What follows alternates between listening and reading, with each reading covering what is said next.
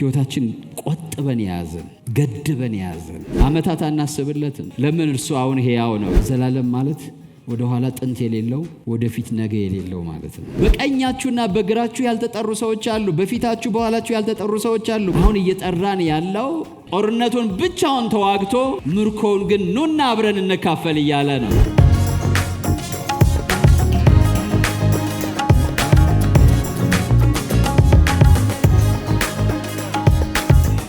ስለዚህ ክብር ሁሉ ለሱ ይሁን። በደንብ እስኪ ክብር ሁሉ ለሱ ይሁን። ለተወጋልን፣ ለደማልን፣ ለቆሰለልን፣ ሃሌሉያ፣ ለቤዛችን ለጌታ ለኢየሱስ ክብር ይሁን። አይሰማኝም? ለቤዛችን ለጌታ ለኢየሱስ ክብር ይሁን። ለታዳጊያችን ለጌታ ለኢየሱስ ክብር ይሁን። ለፈዋሻችን ለጌታ ለኢየሱስ ክብር ይሁን። ለሚባርከን፣ ለሚጠብቀን፣ ለሚታደገን ለእግዚአብሔር ልጅ ለኢየሱስ ክርስቶስ ክብር ይሁን። ጌታ እግዚአብሔር ለእስራኤላውያን ምን አላቸው? የምፈውስህ አምላክ እግዚአብሔር እኔ ነኝ አላቸው። ግን ያኔ አላዩትም፣ አልዳሰሱትም። በስጋና በደም ከነሱ ጋር አልተካፈለም። መከራቸውን፣ ስቃያቸውን መጥቶ ኤክስፒሪየንስ አላረገም። ጌታ ኢየሱስ ግን መጣ። እኛ የምንኖረው ኑሮ ኖረ። የከፍተኛውን ሳይሆን የውርደቱን፣ የሹመቱን ሳይሆን የንቀቱን፣ የሙላቱን ሳይሆን የድህነቱን፣ የጤንነቱን ሳይሆን ሕማማትን። ጌታ ኢየሱስ የሁላችንንም ሕመም፣ የሁላችንንም ስቃይ፣ የሁላችን የነፍስ ስቃይ፣ የስነ ልቦና መከራ፣ የስጋ መከራ፣ የነፍስ መከራ ሁሉ ሰው ሆኖ መጥቶ ቀምሶታል። ስለዚህ መጽሐፍ ቅዱስ በሁሉ ነገር እንደኛ የተፈተነ ስለሆነ ሊራራልን የማይችል ሊቀ ካህን የለንም ይላል። በሁሉ ነገር እንደኛ የተፈተነ ስለሆነ በሁሉ ነገር የኛን ሕመም አይቶታል። አንዳንድ ጊዜ በደህና ቤተሰብ ወይም በደህና አካባቢ የኖሩ ሰዎች በችግርና በመከራ ውስጥ የኖሩ ሰዎችን እኛ እንኳን ሰው ሆነን ምድር ላይ ያለን በአንድ ሀገር እያለን የማንረዳበት ሁኔታ አለ። ኢብን ከደሃ ቤተሰብ መተን ከጎስቋላ አካባቢ አድገን እግዚአብሔር ነገራችን ከለወጠ በኋላ እንረሳዋለን። ከየት እንደመጣ እንረሳዋለን። ማን እንደነበር እንረሳዋለን። የሰዎች ሕመም አይሰማንም። የሰዎች ስቃያችን አይደለም። ጌታ ኢየሱስ ክርስቶስ ግን የሁላችንንም ስቃይ ቀምሶታል። የሁላችንን። ለዚህ ነው ሊራራልን የማይችል ሊቀ ካህን የለንም። ከኃጢአት በቀር በነገር ሁሉ እንደኛ የተፈተነ ሊቀ ካህን አለን። እስኪ ተነጋገሩ። ከኃጢአት በቀር በሉት እስኪ። ምን ማለት ነው? ሁሉን ነገራችን ቀምሶታል። ያልቀመሰው ኃጢአት የሚባለውን ነገር ነው።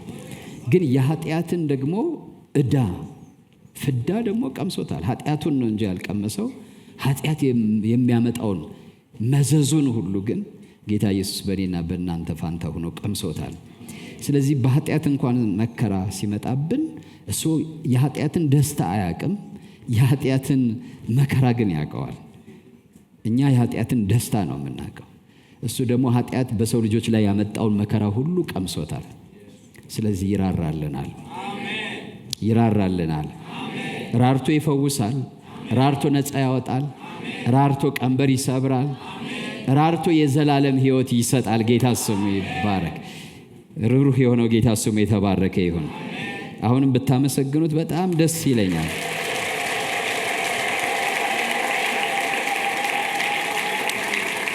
ሃሌሉያ። አንዳንድ ጊዜ እየቆጠርን ልናመሰግነው ይገባል።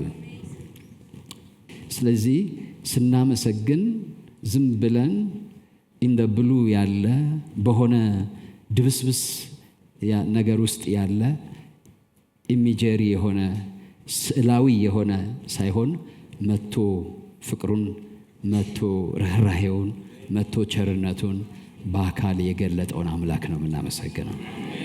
ሐሳባዊ አምላክ አይደለም የምናመሰግነው።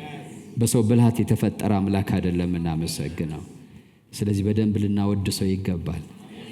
ለሌሎቹ የጎኑ መወጋት፣ የእጆቹ መቸንከር፣ የሾህ አክሊል መድፋት፣ የጀርባው መተልተል ሽንፈት ነው፣ ውርደት ነው፣ ድካም ነው፣ ለእኛ ግን ክብር ነው። ለእኛ ግን ሕይወት ነው። ለእኛ ግን ፈውስ ነው። ስለዚህ እነሱ አያመሰግኑትም፣ እኛ ግን እናመሰግነዋለን። ለእኛ ግን እነዛ የከበሩ ነገሮች ናቸው። እንደተመታ ወይም በከንቱ እንደተቀሰፈ አንቆጥርም። የማያምኑት ሰዎች እንደተመታ ወይም በከንቱ እንደተቀሰፈ ይቆጥሩና ያዝኑለታል። እኛ ግን አናዝንለትም፣ እናመሰግነዋለን። በዓላማ ነው የሞተው። አቅም አንሶት አይደለም፣ ጉልበት አጥቶ አይደለም፣ ዳኛ ጠፍቶ አይደለም።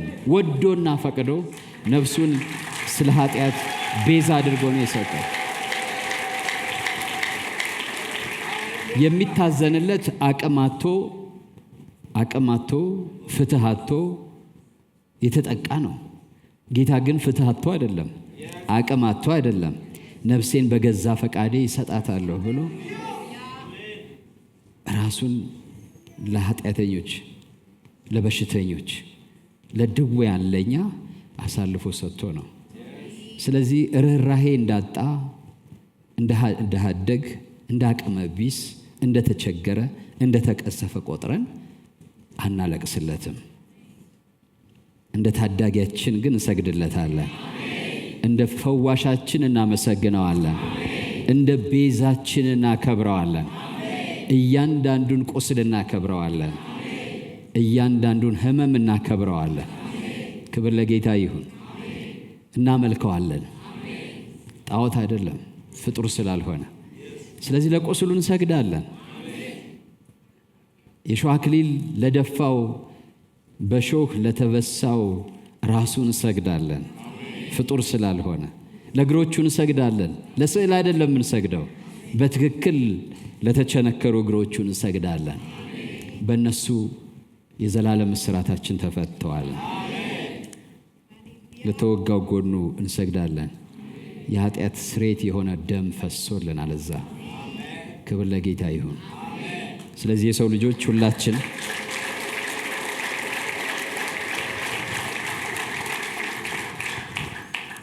ሁላችን የሰው ልጆች ኢየሱስን እያሰብን ልናለቅስ ሳይሆን ልንሰግድ ይገባናል። ጌታ ስሙ ይባረክ። ስለዚህ ቤታችንም ስናመልከውም ማለት እንችላለን፣ አዎ የተወጋው እጁ የአምላክ እጅ ነው። የተወጋው ጎኑ የአምላክ ጎን ነው። የተበሳው ራሱ የአምላክ ራስ ነው። ስለዚህ እንሰግድለታለን። ክብር ለጌታ ይሁን። ስሙ ለዘላለም ይባረክ። ፈውስ ከዚህ የተነሳ ነው የመጣው። ነፃነት ከዚህ የተነሳ ነው የመጣው። በረከት ከዚህ የተነሳ ነው የመጣው። የዘላለም ሕይወት ከዚህ የተነሳ ነው የመጣው። እግዚአብሔር ስለኛ በደዌ ያደቀው ዘንድ ፈቀደ ይላል ነቢዩ ኢሳይያስ። አባቱ ማለት ነው። ስለኔና ስለናንተ ደዌ ያደቀቀን ሰዎች ከዘላለም ደዌ ነፃ እንድንሆን፣ ከዘላለም ፍርድና ሞት ነፃ እንድንሆን በሞት ያደቀው ዘንድ፣ በመከራ ያደቀው ዘንድ አባቱ ፈቀደ። ስለዚህ ቃሉ ከባድ ነው። ጌታ ኢየሱስ ደቋል። ሕይወቱን ደግሞ ጽዋ አድርጎ አፍሶ ሰጥቶናል። ክብር ለጌታ ይሁን። አሁን እሱ እንድናዝንለት አልጠራንም፣ እንድናመልከው ጠርቶናል። ሃሌሉያ። አሁን በዙፋን ላይ ነው። አሁን በስልጣን ላይ ነው። አሁን በኃይል ነው ያለው። ጠላቶቹ ሁሉ ከእግሩ በታች ተቀጥቅጠውለታል። ስልጣን በሰማይና በምድር አሁን ለሱ ተሰጥቷል። ክብር ለጌታ ይሁን። ስለዚህ ወገኖቼ በማንም ፈውስ፣ በማንም ነፃነት፣ በማንም መዳን የትኛውም ሰው ክሬዲት የለውም። ኢየሱስ ክርስቶስ ብቸኛ ባለ ክሬዲት ነው። ብቸኛ ባለቤት ነው። የመዳናችን ባለቤት፣ የፈውሳችን ባለቤት፣ የነፃነታችን ባለቤት የእግዚአብሔር ልጅ ኢየሱስ ክርስቶስ ነው። ሃሌሉያ። መድኃኒታችሁ የሆነ ካላችሁ አሁንም ማመስገን አለባችሁ።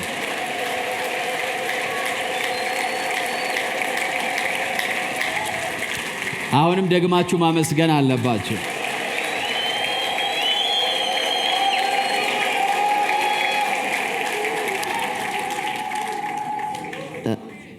እርሱ ስለ መተላለፋችን ቆሰለ፣ ስለ በደላችን ደቀቀ። እኛ ግን ይላል እኛ ግን ለእኛ እንደደቀቀ ለእኛ እንደቆሰለ አልቆጠርነው። ይልቁን ቅድም እንዳልኩት አቅም አጥቶ እንደተቀሰፈ፣ ፍትህ አጥቶ እንደተወገደ ቆጠር ነው ይላል። ዛሬ ምናልባት ስለ ጌታ ኢየሱስ መከራና ስቃይ አንዳንዴ በዓመት አንድ ጊዜ በሕማማት ሰሞን፣ አንዳንድ ጊዜ ደግሞ በሆነ ጊዜ እየሰማን እያዘንለት የምንኖር ሕይወታችን ግን ሕይወቱን ለእኛ አሳልፎ ለሰጠው ያልሰጠን ካለን ዛሬ መስጠት አለብን። አማኝም ነን ብለን ሕይወታችን ቆጥበን የያዘን ገድበን የያዘን እርሱ እስከ መጨረሻው ውርደት ተዋርዶልናል። ያለ ልክ ነው የተዋረደው። መጽሐፍ ሲናገር ያለ ልክ ዝቅ ዝቅ አለ ይላል። የባሪያን መልክ ያዘ። ከዛ የተነሳ አይተን እንወደው ዘንድ የደም ግባት የለውም እና የደም ግባቱን ሁሉ አጥቶ ነበር። ያለ ልክ ዝቅ ዝቅ ብሎ ነበር ከሰማይ ሰማያት ዓለማትን ሁሉ በስልጣኑ ደግፎ ከያዘበት ዙፋን ወርዶ ማለት ነው። እንዲህ ሆኖ ስለ እኔና ስለ እናንተ የተዋረደውን ራሱን እንጥፍጣፊ ሳያስቀር የሰጠውን ጌታ እኛ ግን በብዙ ሪዘርቬሽን ነው የምንከተለው። በርቀት ማለት ነው። ሙሉ ነገራችን መስጠት እየከበደን እርሱ ሙሉ ነገሩን ሲሰጠን አልቆጠበም። ለዛውም ለሞት ነው የሰጠ ራሱን። ለዛውም ለውርደት ነው የሰጠው ራሱን። ለዛውም ለንቀት ነው የሰጠው ራሱን። ይተፉበት ነበር፣ ይዘብቱበት ነበር። አንተ አዳኝ ነኝ ትላለህ። አዳኝ ከሆንክ እስኪ አሁን ራስህን አድን፣ ከመስቀል እስኪ ውረድ። መውረድ አይደለም ዓለማትን እኮ ይዞ ያለ ነው። ግን ያን ሁሉ ታግሶ ያን የሞት ጽዋ ጠጥቷል። እኛን አሁን እየጠራን ያለው ነይና እያለን ያለው ወደ ሞት አይደለም፣ ወደ ዘላለም ሕይወት ነው። ወደ ውርደት አይደለም፣ ወደ ክብር ነው። ወደ ሽንፈትና ውርደት አይደለም፣ ወደ ድል ነው እየጠራን ያለው። ከሞተና ከተነሳ በኋላ ነው የጋበዘን። ወደ መስቀሉ አልጋበዘንም። የጋበዘን ወደ ትንሣኤ ሕይወት ነው። ወደ ትንሣኤ ሕይወት ነው የጋበዘን። ሞትን ድል ካደረገ በኋላ፣ ሰይጣንን ድል ካደረገ በኋላ፣ እንደገና በአባቱ ቀኝ ከተቀመጠ በኋላ ነው ዛሬ ጌታ ኢየሱስ ክርስቶስ ወደ እኔ ኑ፣ እኔን ተቀበሉ፣ የኃጢአታችሁን ስርየት ታገኛላችሁ፣ የዘላለም ሕይወት እሰጣችኋለሁ፣ እኔ በአባቴ ቀኝ እንደተቀመጥኩ እናንተ ደግሞ በእኔ ቀኝ ትቀመጣላችሁ። አሁን እየጠራን ያለው እንደነዛ ሰዎች በቀኝና በግራ ልንሰቀል ሳይሆን በእርሱ ቀኝ ልንቀመጥ ነው ወገኖቼ። ለዚህ ጥሪ እንዴት ሰው ራሱን ሙሉ መስጠት ያቅተዋል? የክብር ጥሪ እኮ ነው፣ የውርደት አይደለም። የዘላለም ሕይወት ጥሪ እኮ ነው፣ የሞት ጥሪ አይደለም። የሽንፈት ጥሪ አይደለም፣ የድል ጥሪ ነው። ስለዚህ ራሳችሁን ለጌታ የሰጣችሁ ግን ዊዝ ሪዘርቬሽን የሰጣችሁ፣ የሆነ ሕይወታችሁን ክፍል እሁድን ብቻ የሰጣችሁ፣ የሆነ ከስራ ሰዓት በኋላ ያለችውን ጥቂት ነገር የሰጣችሁ፣ ከገንዘባችሁ ውስጥ የሆነች ነገር ቆጥራችሁ በመስጠታችሁ ለጌታ ራሴን ሰጠሁ የምትሉ ሰዎች ዛሬ ሁለንተናችሁን መስጠት አለባችሁ። በደምህ ገዝተኸኛል፣ እኔ ያንተ ነኝ ማለት አለባችሁ ዛሬ። እኔም የኔ የሆነ ሁሉ ያንተ ነው ማለት አለባችሁ። እንድታለቅሱለት አልጠራችሁም፣ እንድትሰጡት ነው የጠራችሁ። እንድታዝኑለት አይደለም፣ ተሸናፊ አይደለም። እሱ የምናወጣው ዝክር የለንም። 80 አናስብለትም፣ ዓመታት አናስብለትም። ለምን? እርሱ አሁን ሕያው ነው። ጌታ ስሙ ይባረክ። ሞትን ድል ነስቶ፣ ክብር ለጌታ ይሁን። የሲኦልን መክፈቻ የሞትንና የሲኦልን መክፈቻ ከዲያብሎስ ወስዶ በአባቱ ቀኝ ተቀምጧል። ጌታ ይመስገን። አሁን ጉልበት ሁሉ በስሙ እየተንበረከከ ነው። አጋንንት በስሙ ይወጣሉ። ድውያን በስሙ ይፈወሳሉ። ኃጢአተኞች በስሙ ይቀደሳሉ። የታሰሩ በስሙ ነፃ ይወጣሉ። ለምን? አሁን ኢየሱስ ክርስቶስ መስቀል ላይ ሳይሆን ያለው ዙፋን ላይ ነው ያለው። ሃሌሉያ! በመቃብር ውስጥ ሳይሆን ያለው በአባቱ ቀኝ ተቀምጦ ነው ያለው። ስለዚህ እየጠራን ያለው ወደዚህ ክብር ነው። እየጠራን ያለው ወደዚህ ሕይወት ነው። እየጠራን ያለው ጦርነቱን ብቻውን ተዋግቶ ምርኮውን ግን ኑና አብረን እንካፈል እያለ ነው። ጦርነቱን ብቻውን አሸንፎ መንግስቱን ግን ኑና ከኔ ጋር ንገሱ እያለን ነው። ወንጌል ይሄን ነው የሚነግረን ወገኖቼ። ብቻውን ጦርነቱን ተዋጋ፣ ብቻውን ድል አደረገ። የድሉን ውጤት ግን እኔና እናንተን በወንጌል ጠራ። ኑ እኔ ዲያብሎስን ድል ነስቻለሁ፣ ኃጢአትን አሸንፌያለሁ፣ ኑና የድሉን ትሩፋት ብዝበዛውን ተካፈሉ እያለን ነው። የዲያብሎስን መንግስት ብቻውን ነው ያሸነፈው። አሸነፈውና ግን ኑ አለ፣ አንተ ታናሽ መንጋ መንግስትን ሊሰጥህ የአባትህ በጎ ፈቃድ ሆኗል። ስለዚህ መንግስቴን ኑና ውረሱ፣ የእግዚአብሔር መንግስት ቀርባለችና ንስሐ ግቡ። ምን ማለት ነው? ይሄን መንግስት ውሰዱ ማለት ነው። ስለዚህ እየጠራን ያለው ወደ ጦርነት ሳይሆን ወደ መንግስትነት ነው። ወደ ሞት ሳይሆን ወደ ህይወት ነው። ያ ውሸታም ዲያብሎስ ግን ጌታን ብትቀበሉ ምን እንደሚደርስባችሁ ይነግራችኋል። ጌታ ስሙ ይባረክ። ብቻውን ነበር፣ ሁሉም ትተውት ሄደዋል። ብቻውን ነው የተዋጋው፣ ብቻውን ነው ድል የነሳው። ክብር ለስሙ ይሁን። ሲነሳ ግን ያን የትንሣኤ ህይወት ኑ ተካፈሉ አለ። ክብር ለጌታ ይሁን። በአባቱ ዙፋን ቀኝ ሲቀመጥ ኑና ከኔ ጋር አብራችሁ በዙፋን ተቀመጡ አለ። እግዚአብሔር አብ መንግስትን ሲሰጠው ኑና የመንግስቴ ወራሾች ሆኑ አለ።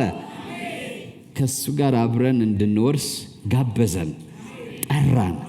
የጌታ ጥሪ አሁን ይሄ ነው። ክብሩን አብረን እንድንካፈል ነው። መንግስቱን አብረን እንድንካፈል ነው። ክብር ለጌታ ይሁን። መጽሐፍ ቅዱስ ይሄን ይነግረናል። መጽሐፍ ቅዱስ ይሄን ይነግረናል። ያው ስመክር ቆይቼ በዚሁ ልሂድ። እኔ ርዕሴም ይሄ ነው የነበረው፣ የእግዚአብሔር ጥሪና በረከቱ ነው የሚለው። የእግዚአብሔር ጥሪና በረከቱ ነው ርዕሴ የሚለውና ተሰሎንቄ ላይ ብትሄዱ ምዕራፍ 2 ቁጥር 14 ላይ ሁለተኛ ተሰሎንቄ አይ ቲንክ ምዕራፍ 1 ቁጥር 13 እንደዚህ ይላል። ስሙኝ፣ እኛ ግን በጌታ የተወደዳችሁ ወንድሞች ሆይ ሁልጊዜ ስለ እናንተ እግዚአብሔርን ልናመሰግን ግድ አለብን። እግዚአብሔርን ልናመሰግን ግድ አለብን። እግዚአብሔር በመንፈስ መቀደስ እውነትንም በማመን ለመዳን እንደ በኩራት መርጧችኋል። ሃሌሉያ! ለመዳን እንደ በኩራት መርጧችኋል። ምን ማለት መስላችሁ? በኩራት ማለት በድሮ ዘመን በእስራኤል በብሉይ ኪዳን አንድ ገበሬ እርሻ ያርስና የፍሬ ጊዜ ሲደርስ መጀመሪያ ቀድሞ ማሽላም በቆሎም ምንም ይሁን ቀድሞ የሚያፈሩ አሉ።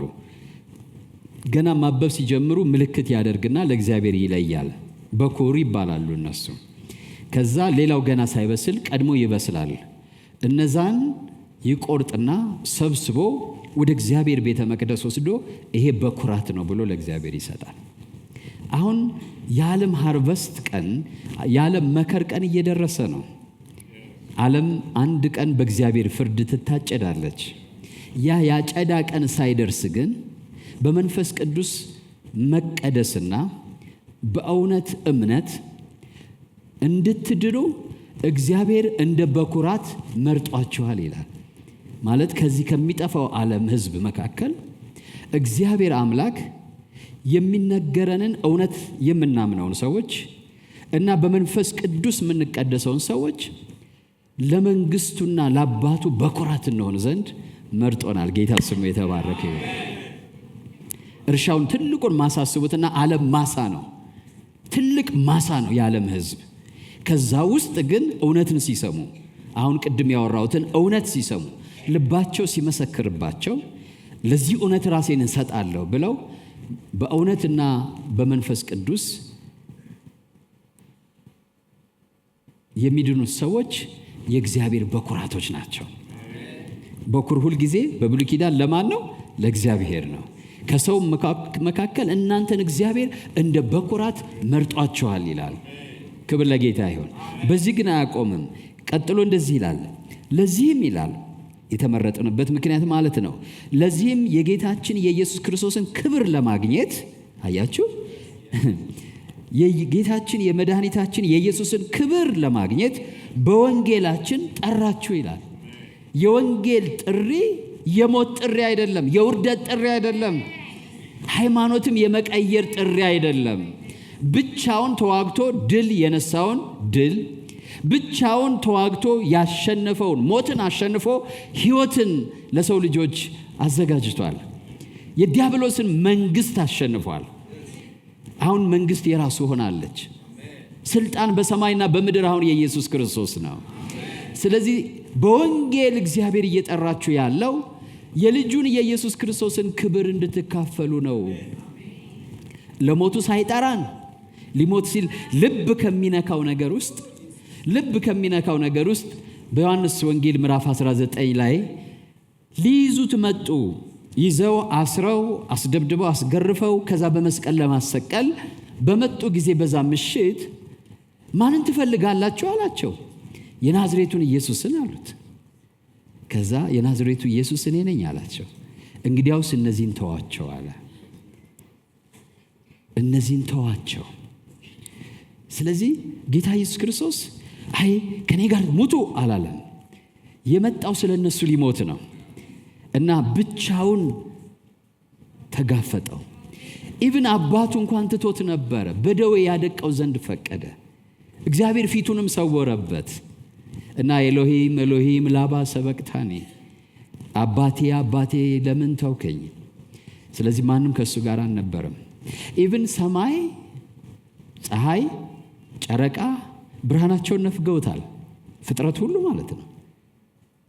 ፍጥረት ሁሉ ነፍጎታል። ብርሃን አይቶ ተስፋ የሚያደርገው ነገር እንኳን እስከማይኖር ማለት ነው።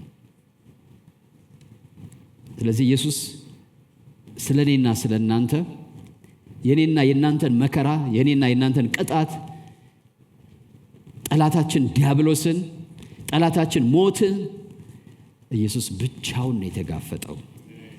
ማንም አብሮት አልነበረም። ብቻውን ነው ያሸነፈው። ስለዚህ ደቀ መዛሙርቱን እኔን ከሆነ የምትፈልጉ ይሄው አለው፣ እነሱን ግን ተዋቸው አለ።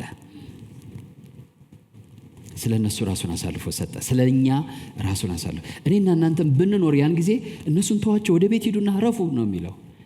ይሄው እኔ ስለ እነሱ ልሞት መጥቻለሁ። በእኔ የምታደርጉትን ሁሉ አድርጉ። እኔንስ ከሆነ የምትፈልጉ እነሱን ተዋቸው። ከዛ ሊቀ ካህኑ በዘመኑ ሊቀ ካህን ነበርና ሳያውቀው ሳይገባው ትንቢት ተናገረ ይላል።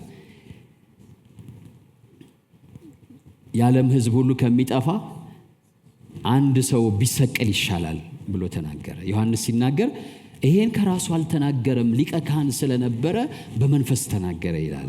የዓለም ሕዝብ ከሚጠፋ አንድ ሰው ቢጠፋ ይሻላል፣ ቢሰቀል ይሻላል አለ። ስለዚህ ስለ ዓለም ሕዝብ አንድ ሰው ተሰቀለ። ከዛ ያ ሰው ሞተ፣ ተቀበረ። ግን ምንም በደል ስላልተገኘበት ሞትን፣ ሲኦልን፣ ዲያብሎስን ሶስቱንም ድል ነስቶ በሶስተኛው ቀን ተነሳ።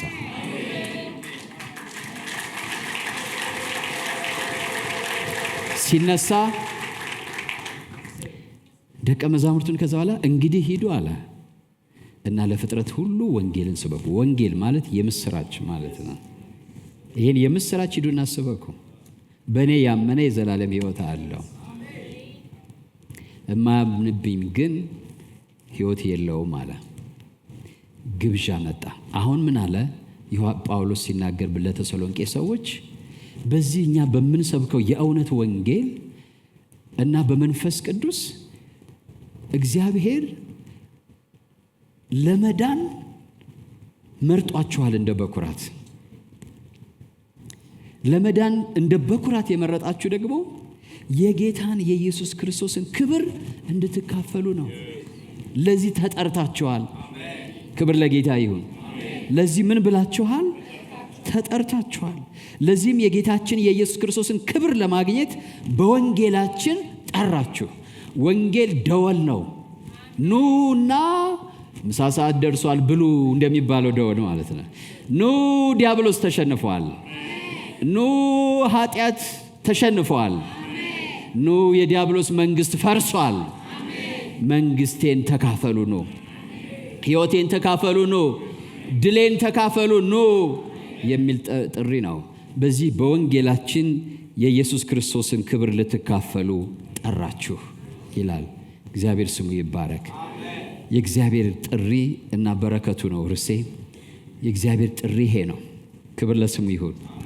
ስለዚህም ጳውሎስ ራሱ በአንደኛ ቆሮንቶስ ምዕራፍ 1 ቁጥር 26 ላይ ወንድሞች ሆይ ይላል መጠራታችሁን ተመልከቱ ይላል። መጠራታችሁን ተመልከቱ፣ አስተውሉ፣ ለዩ፣ ተገንዘቡ፣ ትኩረት ስጡ ማለቱ ነው። መጠራታችሁን ተመልከቱ። እንደ ሰው ጥበብ በሰው ጥበብ የሚጠሩና ማን ናቸው? ብንችል አቅም ቢኖረን ሰርጋችን ላይ ከድሆች ይልቅ ባለጸጎች፣ ከመንደር ሰዎች ይልቅ ብንችልም አቅም ቢኖረን ፕሬዚዳንቱ ቢገኙልን፣ ጠቅላይ ሚኒስትሩ ቢገኙልን ደስ ይለናል አይደለም? ይሄ የሰው ጥበብ ነው። ነገር ግን እንደ ሰው ጥበብ ጥበበኞች የሆኑ እንደ ሰው ጥበብ ኃያላን የሆኑ እንደ ሰው ጥበብ ባላባቶች የሆኑ ብዙዎች አልተጠሩም። ይሄ የሰው ጥበብ ነው። የእግዚአብሔር ጥበብ ግን የሰውን ጥበብ ያስንቅ ዘንድ ያለምን ሞኝ ነገር መረጠ። ክብር ለጌታ ይሁን። ስለዚህ አለ መጠራታችሁን ምን በሉ አለ? አስተውሉ፣ ተመልከቱ። ጌታ ስሙ ይባረክ። የእግዚአብሔር ጥሪ ወገኖቼ ዝም ብሎ የቀረበ ተራ ግብዣ አይደለም። ይልቁን ቅድም እንዳልኩት በክርስቶስ ኢየሱስ ክብር መካፈል ጥሪ ነው። ሃሌሉያ። መጽሐፍ ሲናገር ልጅ ከሆንክ ደግሞ ወራሽ ነህ ይላል። ማለትም ይልና ከክርስቶስ ጋር አብረ ወራሽ ነህ ይላል። ጥሪው የልጅነት ጥሪ ነው። ኑ እኔ አዶፕት ላድርጋችሁ፣ ልጄ ላድርጋችሁ እና ከልጄ ከኢየሱስ ጋር መንግስትንና ሕይወትን ተካፈሉ፣ አብራችሁ ወራሽ ሁኑ፣ የሀብቴ የመንግስቴ ወራሽ ሁኑ የሚል ጥሪ ነው ወገኖቼ። የእግዚአብሔር ጥሪ ይሄ ነው። ስለዚህ ጳውሎስ ይሄን ጥሪያችሁን አለ አስተውሉ፣ ተመልከቱ። እንዳልተጠራ ሰው አትሁኑ።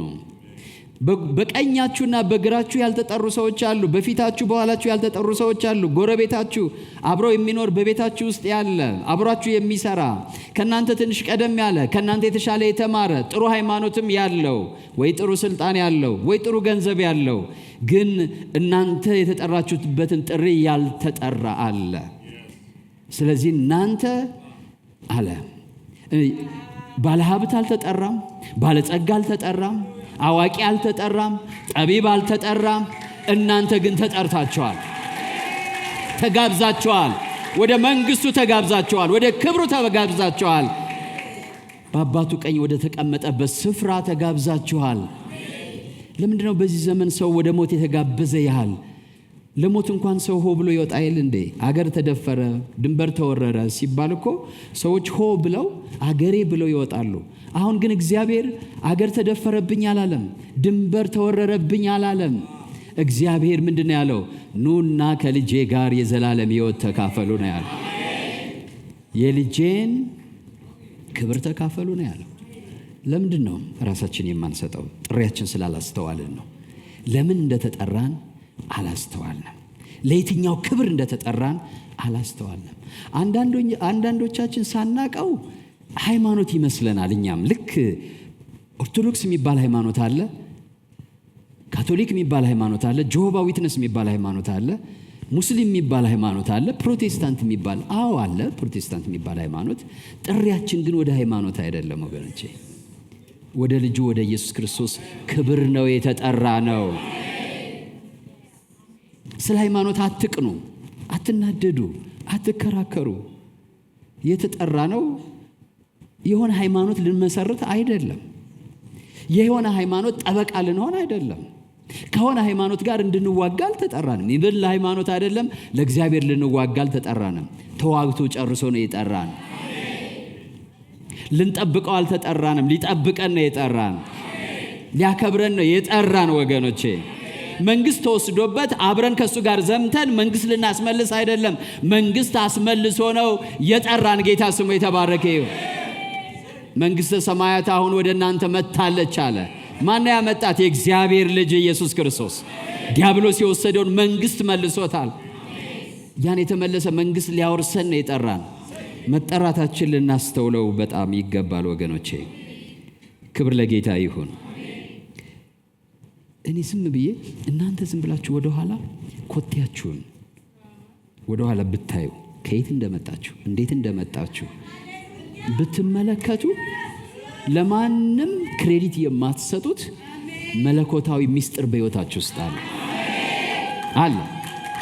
ለማንም፣ ለራሳችሁ፣ ለእናታችሁ፣ ለአባታችሁ፣ ለሀገራችሁ፣ ለዘራችሁ ማትሰጡት ስውር የሆነ የእግዚአብሔር እጅ እንደመራችሁ የምትገነዘቡት፣ እንደራራችሁላችሁ የምትረዱት እና የዘላለም ሐሳቡ በእናንተ ላይ እንዳለች የሚያስገነዝባችሁ ዱካ አለ። ወደ ኋላ ዘወር ብላችሁ ብትሄዱ የረገጣችሁትን እያንዳንዱን መንገድ ብትመለከቱት በዛ ውስጥ አንድ ምስጢር ትረዳላችሁ። መጽሐፍ ቅዱስም ይሁን ሰው የማያስረዳችሁ ግን እናንተ በተግባር በሕይወታችሁ ያወቃችሁት ነገር ሰው የፈለገ ዶክትሪን ቢያመጣ ልትክዱት የማትችሉት የእግዚአብሔር የዘላለም ሐሳብ በእናንተ ሕይወት ውስጥ ይታያል። እግዚአብሔር ይመስገን። እኔ እንደዛ ነው የሚታየኝ እና ለዛ ነው መመረጣችሁንና መጠራታችሁን ተመልከቱ ሲል ምን ማለቱ ነው? ዞር ብለህ እስኪ አሻራ እንትንን ኮቲህን ነው የረገጥክ የመጣውን ከልጅነት ጀምሮ ከማህፀን ጀምሮ እስኪ ተመልከተው። በዛ ውስጥ ከሰው አቅም በላይ የሆነ ምስጢራዊ አሰራር የለም ብለህ ታስባለህ? ለዛሬ ቀን ያደረሰ ለዛሬ ቀን ያደረሰሽ ከአምላክ ጋር ያስተዋወቀሽ የለም ወይ? የለም ወይ? አለ። እና ይሄ ነው የሚያስደስተኝ። ይሄ ነገዬን ብሩህ ያደርገዋል። ስለ ትናንቴ እንዳመሰግነው ያደርገኛል። ዛሬ እንድቆም ደግሞ ይረዳኛል። ስለዚህ ሁለተኛ ጢሞቴዎስ ምዕራፍ 1 ቁጥር 9 ላይ ያዳነን በቅዱስም አጠራር የጠራን። ይሄ ቅዱስ አጠራር ነው። ለምን እንደ ሰው ጥበብ የምናቀው አጠራር አለ። ሀብታም የሚጠራበት፣ መልከ መልካም የሚጠራበት፣ አዋቂ የሚጠራበት፣ የሚችል ሰው የሚጠራበት። ይሄ ግን የተለየ ጥሪ ነው። ከነዚህ የተለየ ጥሪ ነው። ቅዱስ የሆነ ጥሪ ነው። ቅዱስ ማለት የተለየ በአይነቱ ልዩ የሆነ ጥሪ ማለት ነው። ልዩ ጥሪ፣ ቅዱስ ጥሪ። ሃሌሉያ! ቅዱስ የሆነ ጥሪ፣ ክፋት የሌለበት። ሃሌሉያ! አንዳንዱ ለኮኔክሽን ይጠራቸዋል፣ ነገ ይጠቅመኝ ይሆናል ብሎ። አንዳንዱ ለክብሩ ይጠራቸዋል፣ የኔ ቦታ ላይ ቢገኝ ይሄ ሰው ይከብራል የኔ ነገር ብሎ ይጠራቸዋል። ሁሉም ሰው ሲጠራችሁ ራሱን ማዕከል አድርጎ ነው፣ እናንተን ማዕከል አድርጎ አይደለም። ቅንነት የለም በዛ ጥሪ ውስጥ። በዛ ጥሪ ውስጥ ልግስና የለም። በዛ ጥሪ ውስጥ ፍቅር የለም። ነገር ግን እግዚአብሔር ልንረዳው አልጠራን፣ ልናከብረው አልጠራን፣ ምንም ልናረግለት አልጠራንም። በዛ ጥሪ ውስጥ ምን አለ? ፍቅር አለ፣ ምሕረት አለ፣ ርኅራኄ አለ፣ ቸርነት አለ፣ በጎነት አለ። ይሄ ነው ቅዱስ የሆነ አጠራር የሚያሰኘው። አንተ የተጠራበት አጠራር ልዩ አጠራር ነው። ዕዳ የሌለበት አጠራር፣ ራስ ወዳድነት የሌለበት አጠራር። ክብር ለጌታ ይሁን። ለዛ ነው ብልጽግናችን አልፈለገ፣ ጥበባችን አልፈለገ፣ መልካችን አልፈለገ። ለምን? ከኛ ከተጠራ ነው ውስጥ የሆነ አስተዋጽኦ አልፈለገም። የኛን ደስታ ነው የፈለገው። የኛን መክበር ነው የፈለገው። የኛን መዋብ ነው የፈለገው። የኛን የዘላለም ሕይወት ማግኘት ነው የፈለገው። ከኛ ማግኘት ስላልፈለገ ለጥሪው ምንም አይነት ክራይቴሪያ የለውም። ክራይቴሪያው እርሱ አንተን መውደዱ ብቻ ነው። ክራይቴሪያው እርሱ አንቺን መውደዱ ብቻ ነው። ክብር ለጌታ ይሁን። ስለዚህ ጳውሎስ ምን አለ? ያዳነን በቅዱስ አጠራር ምን ያደረገን? የጠራን እግዚአብሔር ነውና። ጠሪው ማን ነው? እግዚአብሔር ነው። ይህም እንደ ራሱ ሐሳብ እና ጸጋ መጠን ነው እንጂ እንደ ስራችን መጠን አይደለም። ይህም ጸጋ ደግሞ ከዘላለም ዘመናት በፊት በክርስቶስ ምን አለን ይላል? ተሰጠን። ክብር ለጌታ ይሁን። ክብር ለስሙ ይሁን።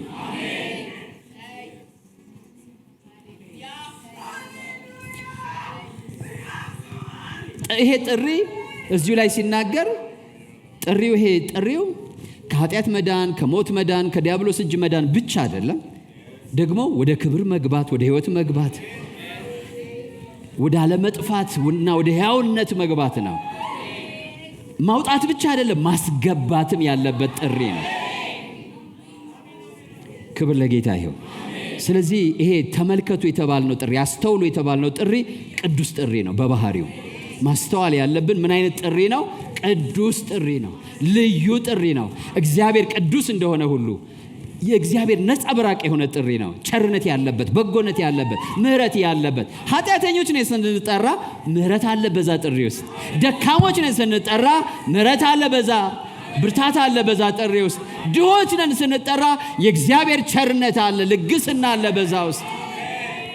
ጥሪው ቅዱስ ነው። ልክ እንደ እግዚአብሔር የተጠራንበት ጥሪ ልክ እንደ እግዚአብሔር ቅዱስ ነው። ሁለተኛ የሌለው ጥሪ ነው። መሳይ የሌለው ጥሪ ነው። አታመሳስሉት ከሌላ ጥሪ ጋር፣ አታወዳድሩት ከሌላ ጥሪ ጋር፣ ከሃይማኖት ጋር አታመሳስሉት፣ ከምድር ስልጣን ጋር አታወዳድሩት። ይሄ ጥሪ ስፔሻል ነው፣ ልዩ ነው፣ ቅዱስ ጥሪ ነው። ሁለተኛ ይሄ ጥሪ በጸጋ የሆነ ጥሪ ነው። ማለት ምንም ምክንያት የሌለው ማለት ነው። ምክንያቱ እግዚአብሔር ብቻ የሆነ ጥሪ ነው። ስሙ ይባረክ። ይሄ ጥሪ በሶስተኛ ደረጃ ዘላለማዊ ጥሪ ነው። እስኪ በሉ ሁላችሁም ዘላለማዊ ጥሪ ነው በሉ እስኪ። ማለትም ይህ ጸጋ ዘመን ሳይጀምር በክርስቶስ የተሰጠን ጸጋ ውጤት ነው። የእግዚአብሔር ጥሪ በድንገት የተከሰተ ከሁኔታዎች የተነሳ እግዚአብሔር የሰጠው ምላሽ ውጤት አይደለም። ያን ነው ቅድም ያነበብነው የእግዚአብሔር ቃል የሚነግረን። ይሄም ጥሪ ወይም ይሄ ጸጋ ከዘላለም ዘመናት በፊት በክርስቶስ ኢየሱስ ተሰጠን ይላል። ከዘላለም ዘመናት በፊት ቅድም እንደዘመርነው ግን ዘመን ሲደርስ ዘመን ቆጥሮ ከኛ ጋር ተገናኘ። ግን ጥሪው ሐሳቡ ግን መቼ ነው? ከዘላለም ዘመናት በፊት ነው። ከዘላለም ዘመናት በፊት ነው። ማለትም እኔና እናንተ አሁን የተቀበልነው ጥሪ ወደ ኋላ ጥንት የለውም፣ ወደፊት ደግሞ ነገ የለውም። ዘላለም ማለት ወደ ኋላ ጥንት የሌለው ወደፊት ነገ የሌለው ማለት ነው። እና እንኳን ደስ አላችሁ።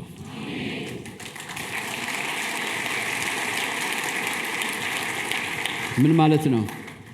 ዘላለም ውስጥ ነን ማለት ነው። አሁን የተቀበልነው ጥሪ በሆነ ጊዜ የጀመረ አይደለም፣ በሆነ ጊዜ የሚያበቃ አይደለም። ዘላለም ማለት ወደ ኋላ ጥንት የሌለው ወደፊት ነገ የሌለው ማለት ነው። ክብር ለስሙ ይሁን። ሌላው በአራተኛ ደረጃ ይህ ጥሪ እንደ ሐሳቡ የተደረገ ጥሪ ነው። እንደ እግዚአብሔር ሐሳብ የጥሪው አሳቢ፣ አመንጪ፣ ፈጣሪ ራሱ እግዚአብሔር ነው። እግዚአብሔር በዘፈቀደ አልጠራንም። ስለዚህ ሮሜ ምዕራፍ 8 ቁጥር 28 ላይ እንደ ሐሳቡ ለተጠሩ ይላል፣ ነገር ሁሉ ለበጎ እንዲደረግላቸው እናውቃለን። ይሄ ጥሪ እኛ ስማርት ሆነን ከሌላ ሰው ይሄ ያዋጣኛል። ልክ አሁን ትምህርት ቤት ስንማር አንዳንዶቻችን ናቹራል ሳይንስ፣ አንዳንዶቻችን ሶሻል ሳይንስ፣ በኋላም ደግሞ ከፍ ስንል ደግሞ የተለያየ ነገር ይሄን የሚያዋጣኝ አካውንቲንግ፣ ነርሲንግ ወይም ሜዲሲን ምናምን ብለን ዘመኑን አይተን የራሳችን ችሎታ አይተን በራሳችን ብቃት እንመርጣለን።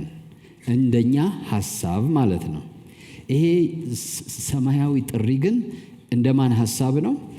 እንደ እግዚአብሔር ሐሳብ ነው።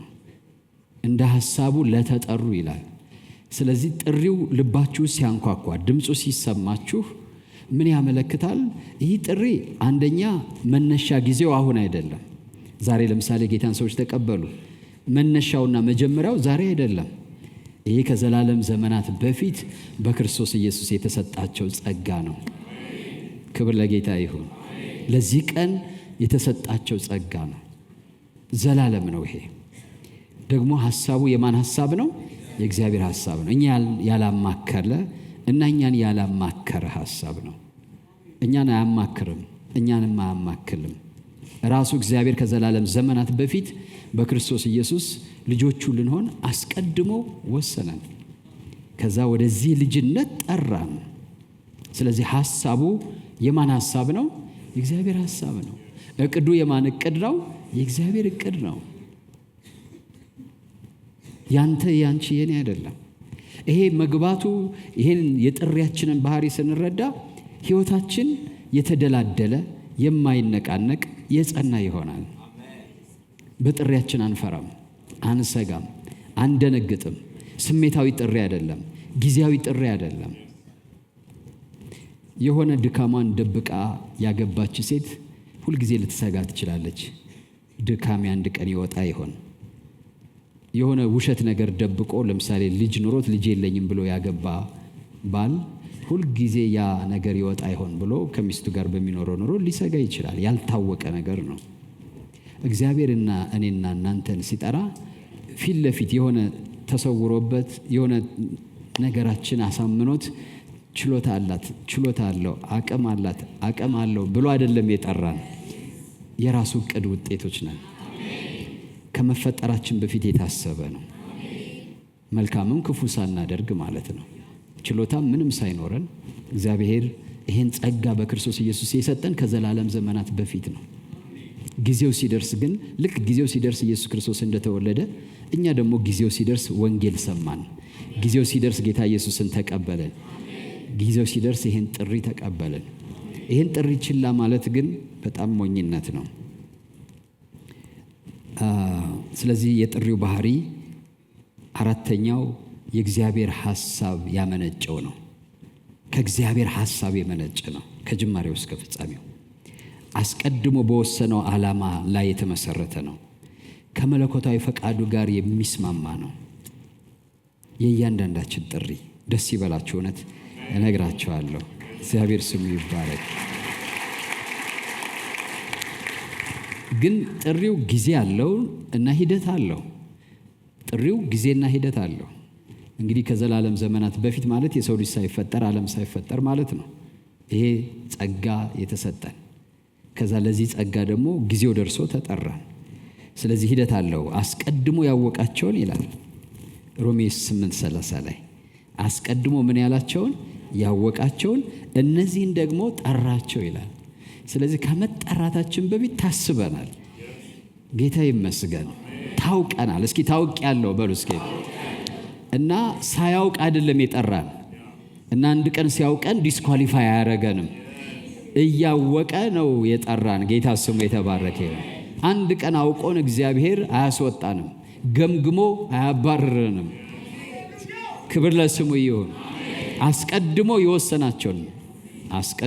የወሰናቸውን እነዚህን ደግሞ ምን አደረጋቸው? ጠራቸው። ስለዚህ ወስኖ ነው የጠራን ማለት ነው። ጀስት መጀመሪያ ወስኗል። ክብር ለጌታ ይሁን። በክርስቶስ ኢየሱስ የእግዚአብሔር ልጆች ልንሆን፣ በክርስቶስ ኢየሱስ የእግዚአብሔር ክብር ተካፋዮች ልንሆን፣ ተሳታፊዎች ልንሆን አስቀድሞ እግዚአብሔር ምን አድርጓል? ወስኗል። በሉ እስኪ ጥሬ የዛ ውሳኔ ምንድን ነው? ውጤት ወይም ሂደት ነው። የሂደቱ አካል ነው። ውሳኔውን እግዚአብሔር ግብ ላይ ለማድረስ ሂደቱ ምንድን ነው? መጥራት ነው የመጀመሪያው። ከጠራ በኋላ አጸደቃቸው ይላል።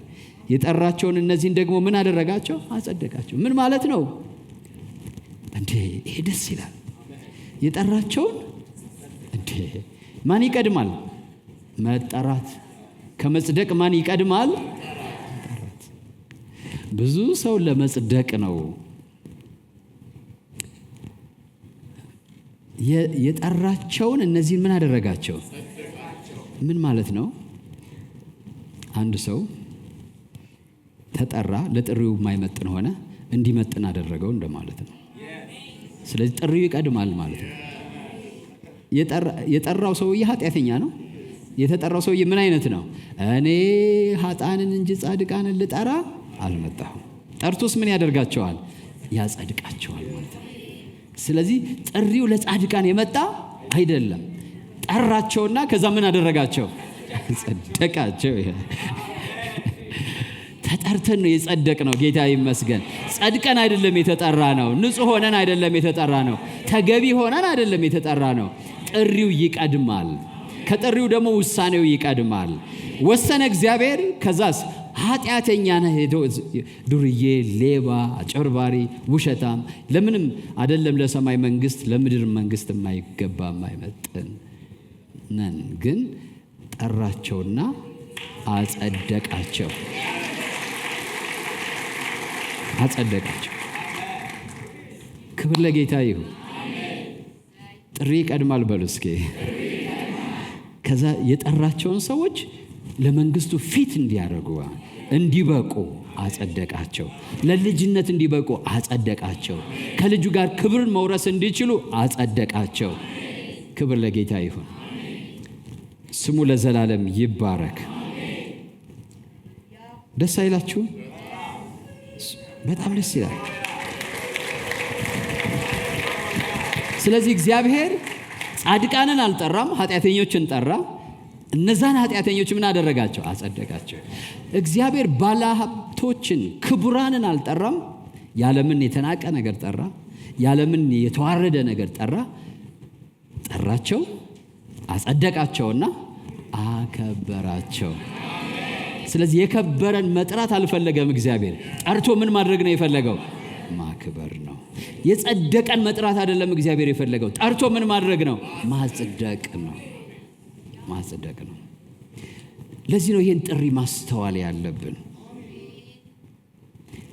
ጥሪያችንን በደንብ ትኩር ብለን ማየት ያለብን ለዚህ ነው። ዛሬ ይህን ጥሪ የሚያስፈጽም ያው ጊዜ የለም። ኃይል ልበሱ በኢየሱስ ስም። ክብር ለጌታ ይሁን። ለዚህ ጥሪ ለዚህ ውሳኔ እግዚአብሔር ምስጢራዊ ነገር በልባችን ሰርቷል። ዘወር ብላችሁ ስታዩት አቀነባብሮ ጠርቷል። ዮሐንስ ወንጌል ምዕራፍ 6 ላይ ወደድንም ጠላንም አስደናቂ ቃል አለ። ቁጥር 37 አብ የሚሰጠኝ ሁሉ ወደ እኔ ይመጣል ይላል። ወደ እኔ የሚመጣውን ከቶ ወደ ውጭ አላወጣውም። ቁጥር 44 የላከኝ አብ ከሳበው በቀር ወደ እኔ ሊመጣ የሚችል የለም። አብ ከሳበው በቀር። ስለዚህ ይሄ መጠራት የሚባለው በእግዚአብሔር ቤት መገኘት፣ ስሙን ስትጠሩ ራሳችሁን ማግኘት፣ የእግዚአብሔር ልጆች ሆናችሁ ራሳችሁን ማግኘት የአብ የወልድ የመንፈስ ቅዱስ ስራ እንጂ የማን ስራ አይደለም። የእኔና የእናንተ ስራ አይደለም በምንም። ስለዚህ ልታመሰግኑ ይገባቸዋል። ጥሪያችሁን ልታከብሩ ይገባቸዋል።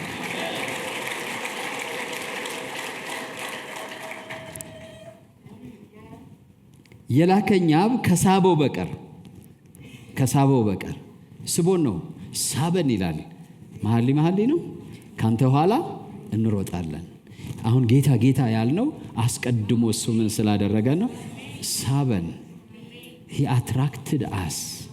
ልክ ማግኔት ብረትን እንደሚስብ እነዚህን አስቀድሞ የወሰናቸውን ሳባቸው። ክብር ለጌታ ይሁን። አንዳንዶቹ ይሄ ኢፌክቹዋል ኮሊንግ ይሉታል። ማለት በልብ ውስጥ አሁን ወንጌል አሁን እዚህ ተናገርን፣ ጥሪ ያደረግን፣ ጌታን የምትቀበሉ አለን። ከዚህ ጥሪ የበለጠ ግን የልባዊ ጥሪ አለ። ተነስ፣ ጌታን ተቀበል፣ ጌታን ተከተል፣ በቃ እግዚአብሔርን አምልክ። ሌላው ንግድ፣ ሌላው ቢዝነስ፣ ሌላው ዱርዬነት ምናምን እያለ አንተ ደግሞ ሳታውቀው ድንገት ይመጣብሃል። ድንገት መጥቶብሽ ማለት ነው። ሰው የሚጠብቅሽ እንደዛ ድንገት ግን እንዴ መቼ ነካሽ? ሃይማኖተኛ ሆንሽ እንዴ? እነሱ የሚያውቁት ሃይማኖተኛ የሚባለውን ነገር ነው። በልባችሁ የመጣውን ጥሪ አያውቁትም። እየሰማችሁ ነው ወይ? በልባችሁ እነሱ የሚመስላቸው የሆነ ሃይማኖት ጀንጅኗችሁ ሽፍት ያደረጋችሁ ነው የሚመስላቸው። አይደለም። አብ ከሳበው በቀር ወደ እኔ የሚመጣ የለም። ልባችሁን ሳበው እግዚአብሔር። ልባችሁን ሳበው ወደ ጌታ ወደ ኢየሱስ። ክብር ለጌታ ይሁን። ተጀምሮ እስኪያልቅ ድረስ ይህ ቅዱስ ጥሪ የእግዚአብሔር ነው። ከዛ ምን ይላል? እኔም በመጨረሻው ቀን አስነሳዋለሁ፣ ሁሉ ከእግዚአብሔር የተማሩ ይሆናሉ ተብሎ በነቢያት ተጽፏል። እንግዲህ ከአብ የሰማ የተማረም ሁሉ ወደ እኔ ይመጣል። አሁን ዝም ብሎ እንደዚህ ወንጌል ይሰበካል አይደል? ግን እነዛ ጥሪ የሚሰሙ አብ ድምፁን የሚያሰማቸው ሰዎች አሉ።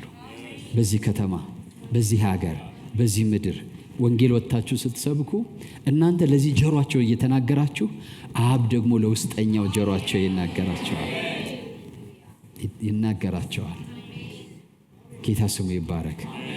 ያን ድምፅ ሲሰሙ ሙታን የእግዚአብሔርን ድምፅ የሚሰሙበት ቀን ይመጣል፣ እርሱም አሁን ሆኗል።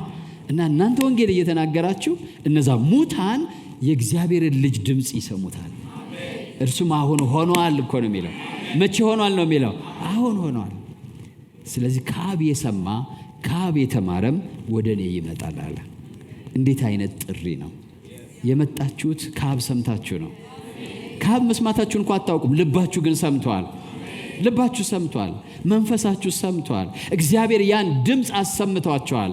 በሞት መቃብር ውስጥ እያላችሁ ከሙታን መካከል ተለያችሁ፣ ያን ጥሪ ተከተላችሁ። እና አንዳንድ ጊዜ ሰዎች ግራ ይጋባሉ። ምን አግኝተሽ ነው? ምን አግኝተህ ነው እንደዚህ የሆንከው ይላሉ። ያን ድምፅ ሰምተን ነው በውስጣችን። ያ ድምፅ ስቦን ነው በውስጣችን። ክብር ለጌታ ይሁን። ሃሌሉያ።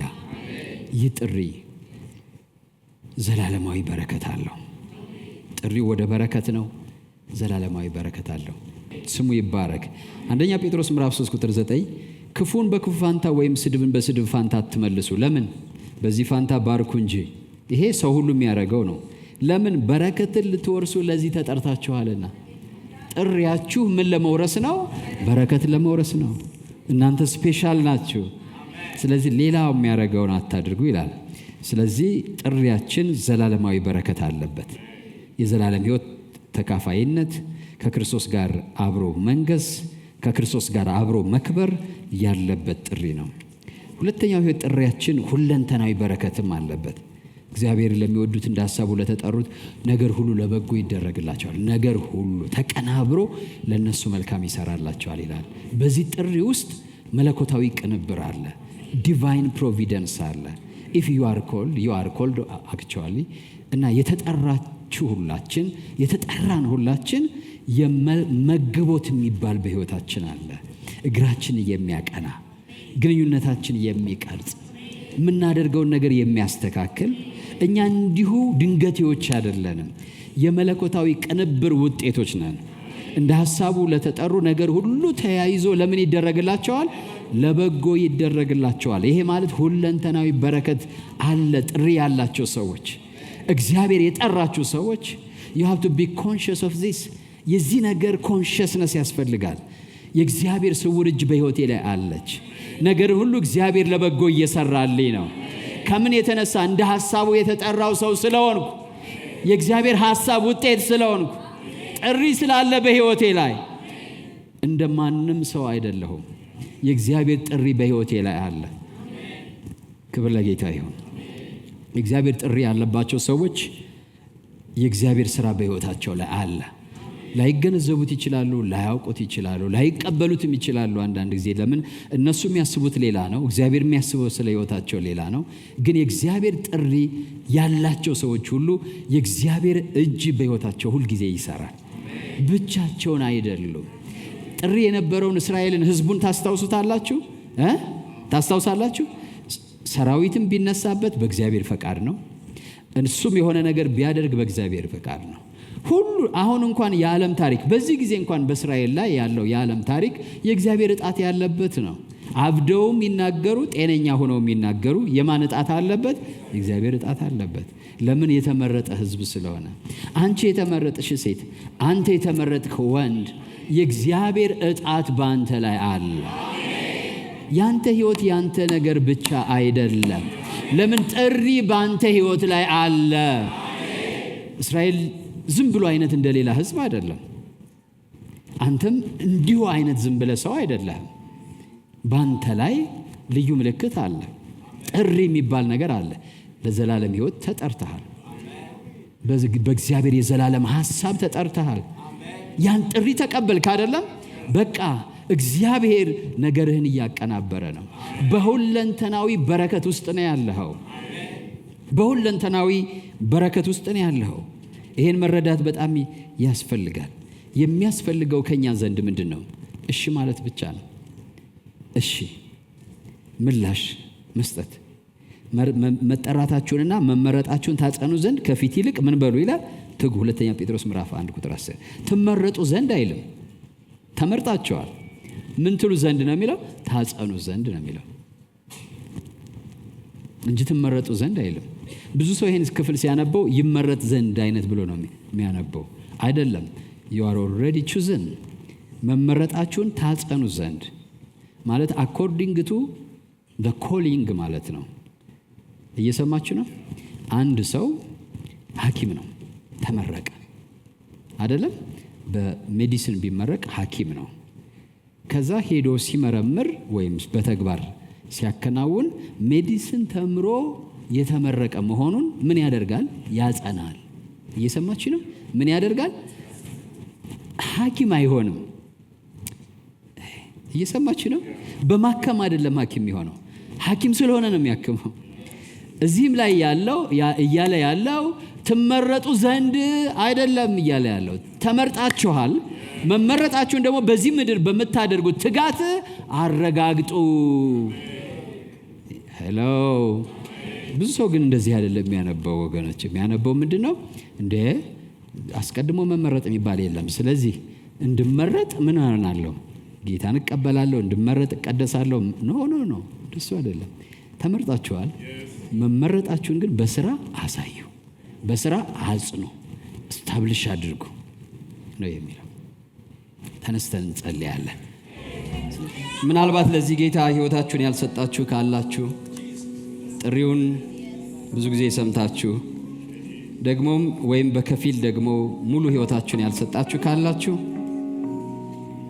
እኔ በዚህ አጋጣሚ ጥሪ አደርግላችኋለሁ። በረንዳም ላይ ካላችሁ፣ እዛኛው አዳራሽ ካላችሁ፣ እዚህም ካላችሁ ወደዚህ ብትመጡና ዛሬ በቃል ኪዳን ሕይወታችሁን ብትሰጡ ጌታ ይባርክ ወንድሜ፣ እግዚአብሔር ይባርክ። ጌታ ይባርክሽ እህቴ። አዎ ወደ ክብሩ እየጠራን ነው። ስለዚህ ወደዚህ እንደነዚህ ወገኖች ፈጠን ብላችሁ ነው። እዛኛው አዳራሽ ያላችሁ፣ እዚህ ያላችሁ ኑ ፈጥናችሁ። ምንም የሚያግደረድር ነገር የለው። ወደ ክብር ነው እየተጠራችሁ ያላችሁት። ወደ ሕይወት፣ ወደ ዘላለም ሕይወት ነው። ተባረክ እህቴ፣ ጌታ ይባርክሽ። ተባረክ ወንድሜ። ፈጠን ብላችሁ ነው። ባክም አድርጋችሁ የነበራችሁ ካላችሁ ወደዚህ ነው። ሕይወታችሁን ለጌታ አሳልፋችሁ ስጡ። ከውጭም ያላችሁ ነው ወደዚህ። ጌታ ይባርካችሁ። በድንቅ አጠራር ጌታ እየጠራችሁ ነው። ሞታችን ከወሰደ በኋላ፣ ውርደታችን ከወሰደ በኋላ የደስታው ተካፋይ ሊያደርገን ነው እየጠራን ያለ ነው። ወንድሜ ጌታ ይባርክ። ጌታ ይባርካችሁ። ኑ ፈጠን ብላችሁ ነው። የሚቀር ሰው መኖር የለበትም። ይህ ሃይማኖትን መቀየር አይደለም፣ በፍጹም ሃይማኖት እየቀየርን ሳይሆን ከሰማይ ሰማያት የመጣውን የወረደውን ጌታ ውርደታችን ውርደቱ አድርጎ የወሰደውን፣ ሞታችን ሞቱ አድርጎ የወሰደውን፣ ከዛ ክብሩን ደግሞ ኑና ተካፈሉ ያለንን እርሱን ወደ ሕይወታችን እየጋበዝን ነው። እናቴ ጌታ ይባርከዎት፣ እግዚአብሔር ይባርከዎት። ኑ ወደዚህ ዘመን ሳያልፍባችሁ። ይሄ ዛሬ ራሱ ትንሽ እነግራችኋለሁ። ማለት ይሄ የዘላለም ሐሳብ ነው። ይሄ ምን ይላል አይደለም? ቅድም ያነበብነው ክፍል ይሄም እንደ ራሱ ሐሳብና ጸጋ መጠን ነው እንጂ እንደ ራሳችን መጠን አይደለም። ይሄ ጥሪ እኛ አስበነው ሳይሆን እሱ አስቦ ነው እየጠራን ያለው። እንደ ራሱ ሐሳብ እንደ ራሱ እቅድ ነው እየጠራን ያለው። ማንም አቅዶ አልፈጠረንም። ማንም አቅዶልን ደግሞ እየጠራን አይደለም። ይሄ እግዚአብሔር እቅድ ነው። ይሄ ክብር እግዚአብሔር ለእያንዳንዳችን ያቀደውና የወሰነው። ስለዚህ ግማሽ ሕይወታችሁን የሰጣችሁ ሙሉውን ስጡት። ዛሬ ምንም ሕይወታችሁን ያልሰጣችሁ ተቀብሎ ያከብረዋል ያን ሕይወታችሁን። ኑና ስጡ። ጌታ ይባርክሽ እህቴ፣ ጌታ ይባርክሽ። ይሄ የእግዚአብሔር ሐሳብ ነው። እንዳልኩት ብዙ ሰዎች አሉ፣ እውቀት ያላቸው፣ ጥበብ ያላቸው፣ ሀብት ያላቸው፣ ዝና ያላቸው። ግን ጉዳዩ የእግዚአብሔር መምረጥ ጉዳይ ነው። የእግዚአብሔር ሐሳብ ጉዳይ ነው። በቃ ዛሬ ይህን የምስራች እንድትሰሙ ራሱ ያቀናጀው እግዚአብሔር ነው። የሆነ ሰው ጋብዟችሁ ሊሆን ይችላል፣ ግን ሐሳቡ ግን የእግዚአብሔር ነው። ወደ ዘላለም ፈቃዱ እየጠራችሁ ነው። እኛ እንደዚህ ይሄን መዝሙር ሲዘመር የተደሰት ነው የዘለል ነው። ብዙዎቻችን እኔ አሁን ካመንኩ ብዙ ዓመታቶቼ ነው። 30 በላይ ሆነዋል። ብዙዎቻችን እንደዛ ነን። አላጸጸተንም። ዞር ብለን ስናየው የእሱ ዕቅድ በሕይወታችን ላይ እንዳለ ገብቶናል።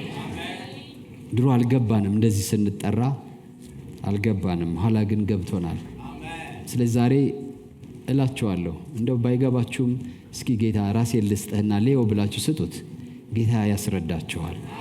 የቀራችሁ ካላችሁ የመጨረሻ ጥሪ ላድርግ።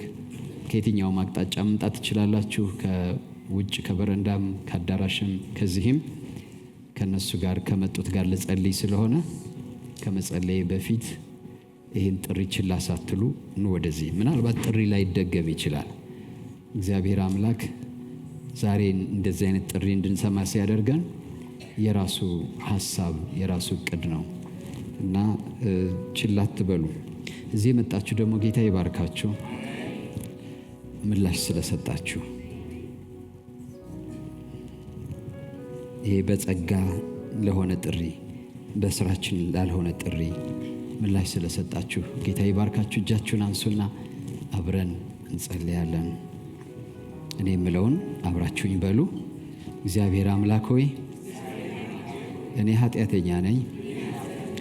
ወደ ቤትህ ወደ ራስህ ስለጠራኸኝ አመሰግንሃለሁ። ጥሪህን በደስታ ተቀብያለሁ።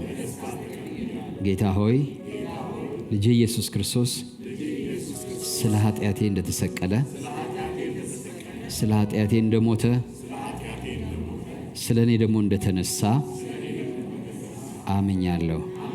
ጌታ ሆይ ኃጢአቴን በልጅ በኢየሱስ ደም እጠብልኝ፣ ከዓመፃ አንጻኝ።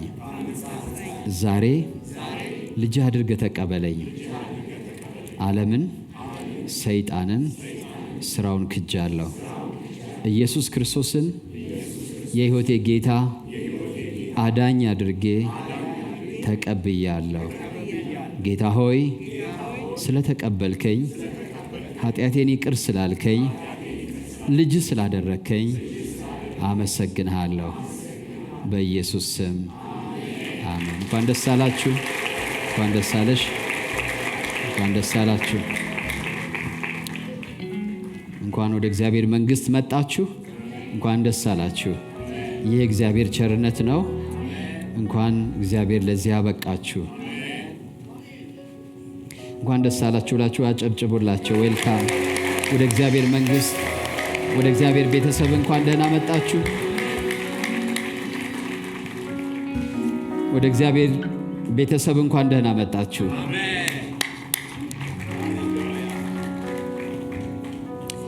ወደ እግዚአብሔር ቤተሰብ እንኳን ደህና መጣችሁ።